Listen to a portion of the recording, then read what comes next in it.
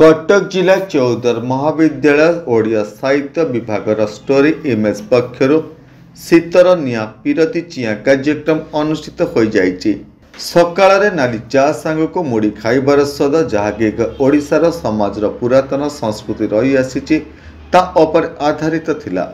चौदर महाविद्यालय साहित्य विभाग बहु छात्र छात्री मानक द्वारा व्यंगात्मक कविता गान करा जिबा शीतर एही सकाळर मजा उपर व्याख्या करा जाइथिला।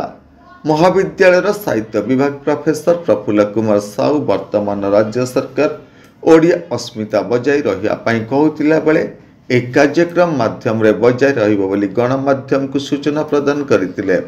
नमस्कार, मु लिपिका आपण मानको स्वागत करछि नुआ रूपरे होली टीवी ओडिया सहित जोड़िया पई आपण माने लाइक करंतु, सब्सक्राइब करंतु, शेयर करंतु।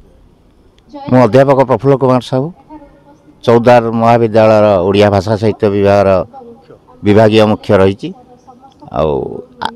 आजिर कार्यक्रम विषय पिला माने भूली जाउचंती पुराणा कथा को से माने भूली जाइचंती कि देखी नाती आज पर्यंत काकर बिंदु धान गदा नुआ पाड़र वासना कि शीतर महमह महक माणवसार झोटी चेता तेणु यही सब को आखि आगे रखी मु ये कार्यक्रम स्थिर करिछि जे शीतर निया पीरती चिया। ओडिया अस्मिता को बंचाइबा पे सरकार विभिन्न कार्यक्रम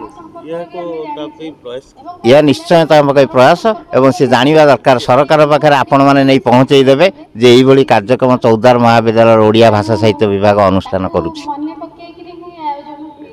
ए कार्यक्रम रे अन्य मानक मध्य रे चौदार महाविद्यालय अध्यक्ष रश्मि राउतराय, स्थानीय पारिषद आशुतोष दास, शरद खुंटिया, विमल बेउरा, रवींद्र महापात्र प्रमुख उपस्थित थिले। मु रश्मि राउतराय, प्रिंसिपल चौद्वार कॉलेज। आज कार्यक्रम होची गोटे आमे कवितार आसर रखीचु शीतुआ सकाळ रे बा शीत ऋतुर आमे केमती चादर घोड़ी हेई आमे गोटे कवितार आसर रखीचु। एटा गोटे ओडियार अस्मिता वर्तमान सिचुएशन रे जो ओडिया अस्मिता कथा आसुची आमे ओडिया भाषा को ओडियार अस्मिता को आमे बंचई रखिया पई एटा गोटे अभिनव प्रयास।